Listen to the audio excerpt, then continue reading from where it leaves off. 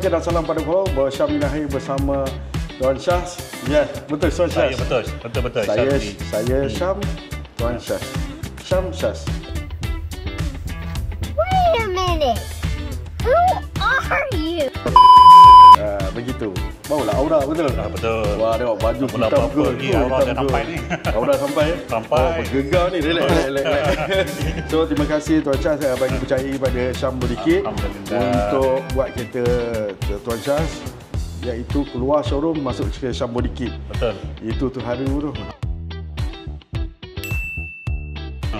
So ni ada buah tangan sikit daripada Syam Bodykit. Kita bagi baju dengan topi untuk projek car. Alhamdulillah. Untuk projek car saja ni.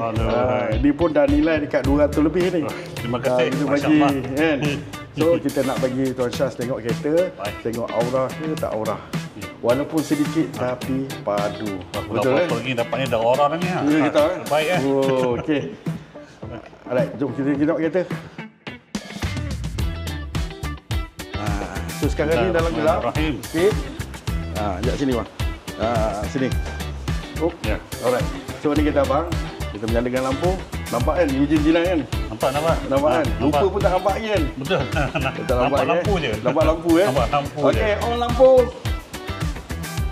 Masya-Allah. Tengok kan? Ya Allah. So dekat sini kita main cat Raptor sikit, main color body sikit. Ni cat Raptor sikit, ni bumper Raptor. Magat, tayar rim, awak tengok. Kan? Yang abang pilih semua tu. Yalah. Tayar all-terrain. Ni side mirror, color body. Ni Raptor sikit. Cuma ada silver bawah ni. Kita akan sama dengan bumper depan tu ada silver kan. Betul. Ni door handle in. Ni roll bar. Kan? Ni silver kita kekalkan. Kita main konsep hitam silver. Ni mesin minyak. Belakang, abang tengok belakang ni pula. Naik bulu roma ya. Naik bulu roma nampak smart and style and premium. Terbaik. Cat Raptor sikit. Alhamdulillah. Kan?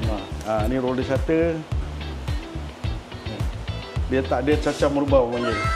Style and smart macam style bang. Betul. Puas hati. Puas hati bang. Puas hati. Boleh kata supported dengan follower kita ataupun baru nak main truck bang, kawan-kawan kita. Yang mana yang ada nak buat adjustment ke apa ke, nak buat body kit apa ke, tak kira. Fully recommended. Semua terbaik. Terima kasih tuan. So, pada korang daripada truck, daripada semua model, Hilux ke Triton nak makeover, nak cadangan daripada Bosham, aura daripada Bosham, datang ke SQ mendapatkan aura apa ni? Tunjuk aja Bosham share je lah macam mana nak makeover kereta tu. Walaupun sikit tapi padu, walaupun banyak pun padu. So apa-apa pun, terima kasih Tuan Syaz. Terima kasih banyak. Air tangan Bosham memang terbaik. Terima kasih. Kita puji. Terima kasih. Apa-apa pun pancarkan aura bersama Bosham. Alright.